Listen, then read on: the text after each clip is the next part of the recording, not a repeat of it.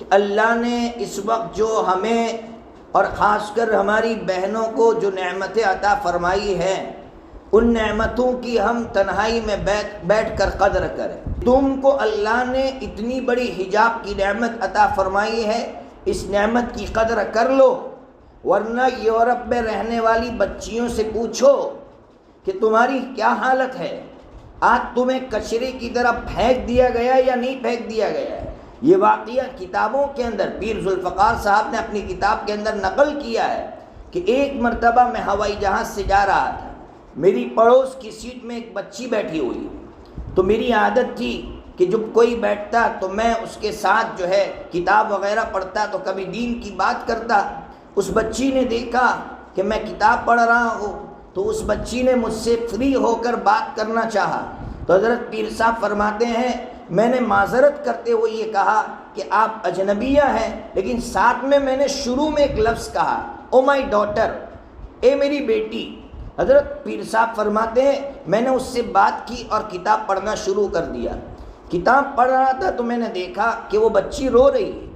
میں حیران کہ آخر مجھ سے کیا کہا گیا، کیا الفاظ نکل گئے کہ اس بچی کا دل ٹوٹ گیا۔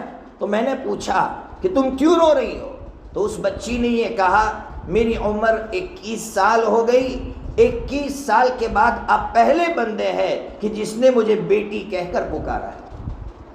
کوئی بیٹی کہنے والا ہمارے یہاں نہیں ہے، ہمیں باپ نہیں ملتے، ہمیں پتہ ہی نہیں ہمارا باپ کون ہے۔ آج بیٹی کے سر پر ہاتھ رکھنے والا باپ موجود ہے۔ ابھی اس بچی نے نظم پڑھی، الحمدللہ، فوراً انعام دیا، پیچھے بیٹھنے والوں نے اس بچی کو انعام دیا۔ آج اس بچی کو انعام دینے والے مرد موجود ہیں، باپ موجود ہیں، ان کی عزت کرنے والے بھائی موجود ہیں۔ اللہ نے کیسی کیسی نعمتوں سے نوازا ہے، اس لیے اللہ کی ایک ایک نعمت کی قدر کیسے کریں گے میں آپ کو سمجھاتا ہوں۔ اور اس وقت خاص طور پر چونکہ فلسطین کے جو حالات ساری ماؤں کے سامنے ہیں، عید کے دن آپ نے شاید وہ ویڈیو دیکھی ہوگی کہ عید کے دن ایک صحافی یعنی ایک پترکار وہ انٹرویو دے رہا ہے ایک بھائی کو، اور وہ عربی میں انٹرویو دے رہا ہے، وہ اردو میں اس کا ترجمہ کر رہا ہے۔ وہ سارے مسلمانوں سے یہ کہہ رہا ہے، یہ بچی کو دیکھ کر مجھے یاد آیا کہ وہ سارے مسلمانوں سے یہ کہہ رہا ہے کہ مسلمانوں، اب عید کی تیاری کے لیے تم اپنی بچیوں کے ہاتھ میں چوڑیاں پہنانے کے لیے بازار جاؤ گے، اور بازار جا کر چوڑیاں تلاش کرو گے، اپنی بچیوں کے ہاتھ میں چوڑیاں ڈالو گے۔ تمہارے پاس تمہارے بچیوں کے ہاتھ موجود ہے اور تم بازار میں بچیوں کے لیے چوڑیاں تلاش کرنے کے لیے جا رہے ہو۔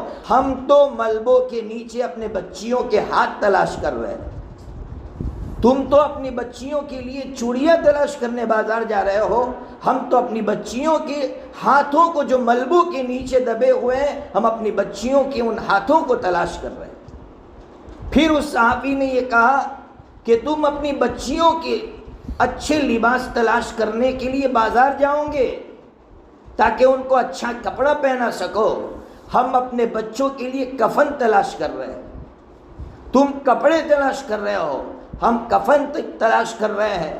اندازہ لگائیے اللہ نے کیسی نعمت عطا فرمائی ہے کہ آج بچیوں نے ہمارے ساتھ عید کی خوشیاں منائی، بچیوں نے ہمارے ساتھ، بچوں نے ہمارے ساتھ عید کی خوشیاں منائی، اور آج وہاں جا کر ہم دیکھتے ہیں، ان کی قربانیوں کو دیکھتے ہیں، اللہ کے لیے کیسی کیسی قربانیاں دے رہے ہیں۔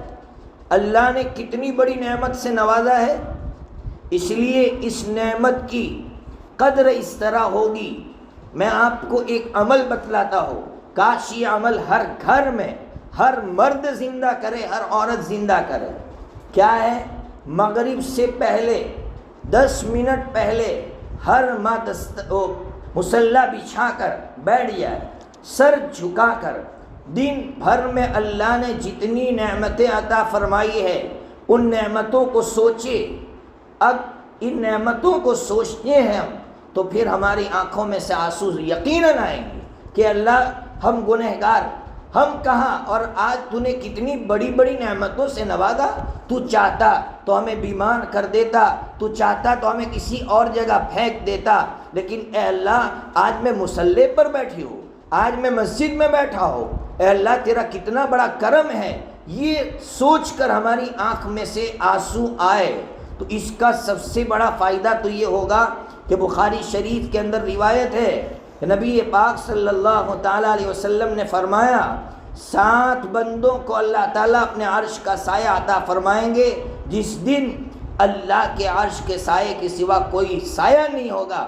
ان میں 7ویں نمبر پر فرمایا رجل ذکر اللہ خالیہ ففاضت عیناہ، کہ اللہ کا وہ بندہ جو تنہائی میں اللہ کو یاد کر کے رویا، اس کے آنکھ میں سے آنسو نکلے، اللہ ان آنسوؤں کے صدقے اپنے عرش کا سایہ عطا فرمائے۔ اتنا بڑا انعام ملے گا۔ ہم اپنی بچیوں کو بٹھائے، اپنے بچوں کو بٹھائے کہ مغرب سے پہلے اپنا وقت فارغ کرو، اگر کاروبار سے جڑے ہوئے ہیں ہمارے شوہر تو ان سے کہو کوئی بات نہیں، مغرب سے پہلے بیٹھنا ضروری نہیں ہے، جب آپ کو وقت ملتا ہے دکان میں 5 منٹ کے لیے اپنا سر جھکا دو، اس کے لیے مسجد میں جانا ضروری نہیں ہے، دکانوں میں بیٹھ کر سر جھکا کر اللہ کی ایک ایک نعمت کو سوچنا ہے۔ اللہ کی نعمت کو سوچنے پر جب آنسو نکلیں گے ان آنسوؤں کا مزہ ہی کچھ اور ہوگا۔ اللہ اس نعمت کی قدر کے صدقے میں ہمیں مزید انعامات عطا فرمائے۔